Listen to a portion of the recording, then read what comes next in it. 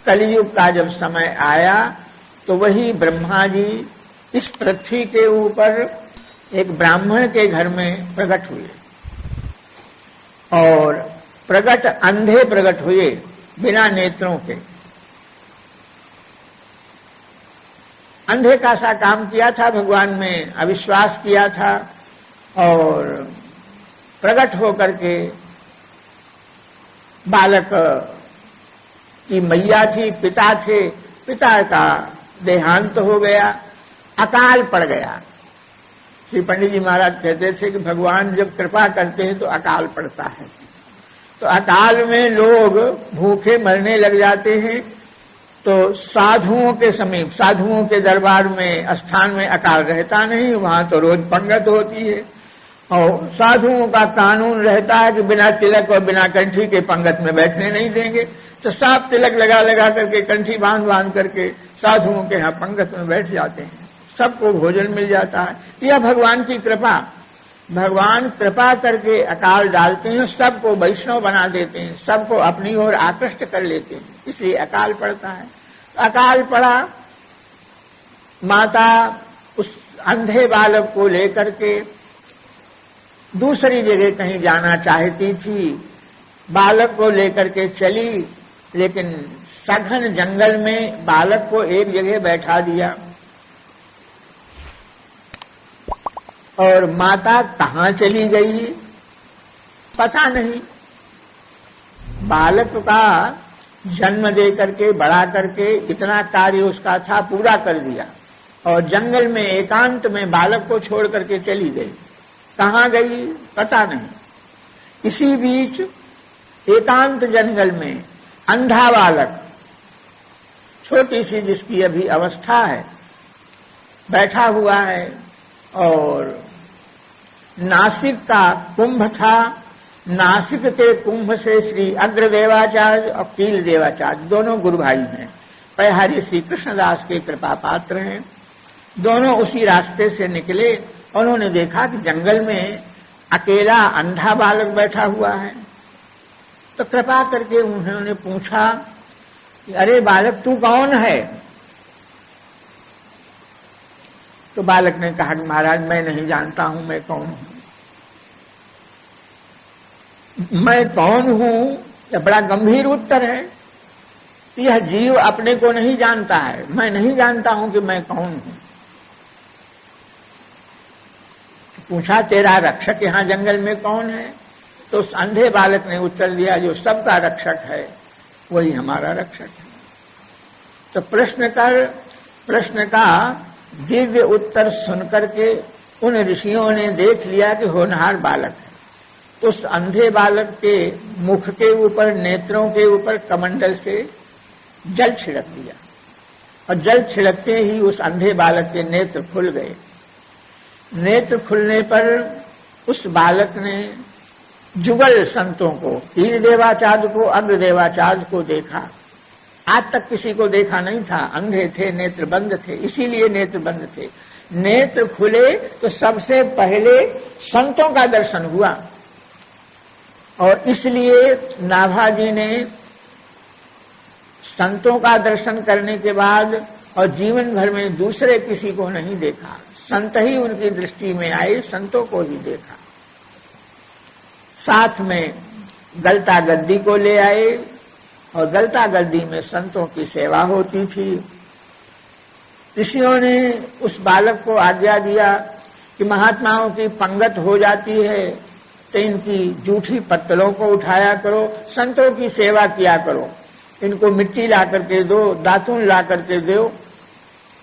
उस बालक नाभाजी को संतों की सेवा में अग्रदेवाचार्य ने लगा दिया। उसके बाद फिर अब बालक को दीक्षा का विचार हुआ तो अग्रदेवाचार्य ने बड़े गुरु भाई कील देव जी से प्रार्थना की कि आप इसको राम मंत्र दे दीजिए। उन्होंने कहा कि मैं समाधिस्थ हो जाता हूं। कील देव जी महाराज की समाधि लग जाती तो सालों समाधि लगाए बैठे रह जाते, होश ही नहीं रहता, तो मैं बालक की देख रेख नहीं कर सकता, इसलिए मैं मंत्र दीक्षा मैं नहीं दूंगा।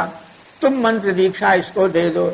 तो कील आज्ञा पाए मंत्र अगर सुनायो है, कील देव जी की आज्ञा पा करके अग्रदेवाचार्य ने उस बालक को मंत्र सुनाया और मंत्र सुनाने के बाद पंच संस्कार दीक्षा दे करके और नारायण दास यह नाम रखा। गलता में संत सेवा होती थी। संत सेवा करते करते एक दिन श्री अग्रदेवाचार्य और मानसी स्वरूप में लगे थे। मानसी स्वरूप में लगे हैं अग्रदास जबै, महंत महात्मा प्राचीन काल के प्रत्यक्ष सरकार की सेवा करते और इसके बाद एकांत में बैठ करके मानसी सेवा करते। मानसी सेवा और प्रत्यक्ष सेवा दोनों प्रकार की सेवाओं को करते। कृष्ण सेवा सदा कार्या, भगवान श्री कृष्ण की सेवा सदा करनी चाहिए और उन सेवाओं में मानसी सा परामता, मानसी सेवा सबसे श्रेष्ठ है। प्रत्यक्ष सेवा को श्रेष्ठ नहीं बताया। कृष्ण सेवा सदा कार्या, मानसी सा परामता। और उस सेवा कहते किसको है? तो चेतस तत्प्रवणम सेवा, चित्त का भगवान की सेवा में लीन हो जाने का नाम सेवा है। भगवान की सेवा में, भगवान में मन का लय हो जाए, बाहर की दूसरी बात याद न रहे, इसको कहते हैं सेवा। चित्त का लग जाना। और मानसी सा परामता और तत्सिद्धि तनवित्तजा, मानसी सेवा सबसे श्रेष्ठ है, लेकिन इस सेवा को सिद्ध करने के वास्ते तनुजा सेवा और वित्तजा सेवा करनी चाहिए। पहले मानसी सेवा नहीं, पहले तनुजा सेवा। तनुजा सेवा का अर्थ यह है कि भगवान का मंदिर है, मंदिर में झाड़ू लगाना, बर्तन मलना, भगवान की सब सेवाएं करना, यह शरीर की सेवा है। भगवान को भोग लगाना, पार्षद मलना, शरीर की सेवा। और वित्तजा सेवा, अपने पास अन्न धन जो कुछ है भगवान की सेवा में अर्पण करना। जहां कहीं मंदिर हो, कुछ हो, तो अपना धन, अपना अन्न, अपना वस्त्र सेवा में ले जाकर दे देना। तो तनुजा सेवा और वित्तजा सेवा दो सेवाएं हो जाती हैं, उसके बाद मानसी सेवा सिद्ध होती है। और कोई मानसी सेवा पहले करे, तनुजा वित्तजा नहीं करे, तो मानसी सेवा का महत्व नहीं। तो श्री अग्रदेवाचार्य जी महाराज मानसी स्वरूप में भगवान श्री राम का ध्यान करके और उनकी सेवा, मन ही मन सेवा कर रहे थे।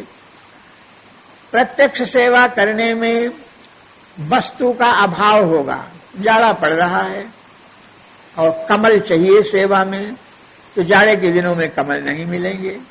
और मानसी सेवा में चाहे जितने कमल ले लो, संग्रह करने की इच्छा हो तो ले आओ, लाल कमल ले आओ, श्वेत कमल ले आओ, पीत कमल, नील कमल, सब प्रकार के कमल लाओ, हजारों मन फूल लाओ, बड़े बड़े हार बनाओ और भोग लगाते समय थोड़ा भोग नहीं, हजारों मन का भोग लगाओ। मन ही मन भोग लगाना है। प्रत्यक्ष में कोई वस्तु नहीं है, मन ही मन वस्तु की कल्पना करके और भोग लगाओ। और भोग लगाने के बाद प्रसाद बांटो, तो प्रसाद एक दो को नहीं, तीनों लोगों में प्रसाद बट रहा है, मन ही मन। इस तरह मानसी सेवा श्रेष्ठ सेवा कही जाती है। अग्रदेवाचार्य मानसी सेवा कर रहे थे और नाभाजी बालक ही थे, इस समीप में बैठ करके और पंखा हाँक रहे थे। करत बयार नाभा मधुर संहार सो, संभाल करके मधुरता के साथ सेवा कर रहे थे। इसी बीच सेवा करते करते करते करते अग्रदेवाचार्य का एक शिष्य समुद्र में यात्रा कर रहा था और उसका यात्रा करते करते जहाज भंवर में पड़ गया। नाव चलाने वाले, जहाज चलाने वालों ने कहा कि यह डूबेगा जहाज, अपने अपने इष्ट देव का स्मरण करो, उनकी कृपा से जहाज यहां से भले निकल जाए, अब हमारे वश की नहीं। उसने चलाना बंद कर दिया, भंवर में पड़ गया, जहाज निकल नहीं रहा है। तो उस जहाज में अग्रदेवाचार्य का एक शिष्य बैठा था, तो उसने अपने गुरु महाराज का ध्यान किया, महाराज आप कृपा करो, हम लोग इस संकट से बच जाएं तो आकर के आपके भगवान का दर्शन करेंगे, आपका दर्शन करेंगे, भोग लगावेंगे। गुरु महाराज का ध्यान किया। नाभा जी समीप बैठे थे, तो यह बात नाभा जी को मालूम पड़ गई कि महाराज का एक शिष्य संकट में पड़कर के गुरु महाराज का ध्यान कर रहा है। तो गुरु महाराज को न जाना पड़े, इसलिए पहले ही नाभा जी ने समुद्र में जहाज को देखा, संकट में देखा। अब पंखा तो वहां कहीं रहे थे, अब पंखे की वायु से ही जहाज को संकट से निकाल दिया, हवा अनुकूल मिल गई, जहाज संकट से निकल गया। गुरु महाराज का ध्यान किया था, इसलिए गुरुदेव भगवान भी और समुद्र के किनारे वहां पहुंच गए। अग्रदेवाचार्य मन ही मन वहां पहुंच गए, सेवा को छोड़ करके, और समुद्र के किनारे पहुंचे तो बड़ी बड़ी ऊंची लंबी लंबी लहरें आ रही, उसको देखने लगे। और यह समुद्र भगवान की विभूति है। भगवान ने गीता में कहा है कि सरसामस्म सागरा, जितने सरोवर हैं उन सबों में समुद्र मेरा रूप है। तो भगवान का रूप जान करके अग्रदेवाचार्य समुद्र की लहरों का दर्शन करने लगे।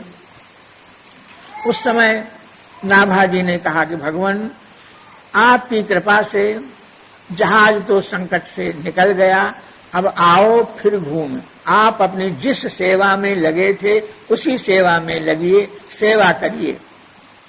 ये बात अग्रदेवाचार्य ने सुनी।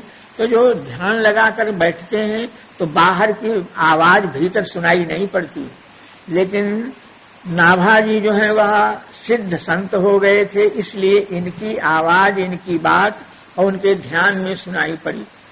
तब उन्होंने आंखें खोली और बोले, ओ कौन? अभी कौन बोला?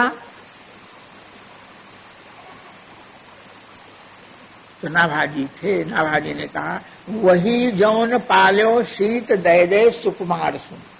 जिस बालक को आपने बचपन से अपनी जूठन दे दे करके, खिला करके जिसका पालन पोषण किया, उसी दास ने प्रार्थना की। अग्रदेवाचार्य ने सोचा कि अरे यह बालक, इसको हमने कोई ऐसी साधना नहीं बताई, इसकी दिव्य दृष्टि कैसे हो गई? कौन सा इसने भजन किया, कौन सा इसने साधन किया? बहुत दूर समुद्र में नौका को देख लिया, जहाज को देख लिया और जहाज को संकट से दूर कर दिया, और मेरे मन की मानसी सेवा को भी इसने देख लिया। हमारा समुद्र तक जाना, इस सब इसने देख लिया। तो आखिर इस बालक में इतनी शक्ति कैसे आ गई, इतनी सिद्धि कैसे आ गई? विचार करने लगे। तो विचार करते करते उनको यह मालूम पड़ गया कि संत सेवा को प्रभाव है। हमने संत सेवा बता दी थी, संतों की सेवा करता था, और संतों ने कह दिया था कि पत्तलों में लगी भई जूठन जो है उसको खा लिया करो, चाट लिया करो। तो यह संत उच्छिष्ट को खाता था, संत सेवा करता था, इसी के प्रभाव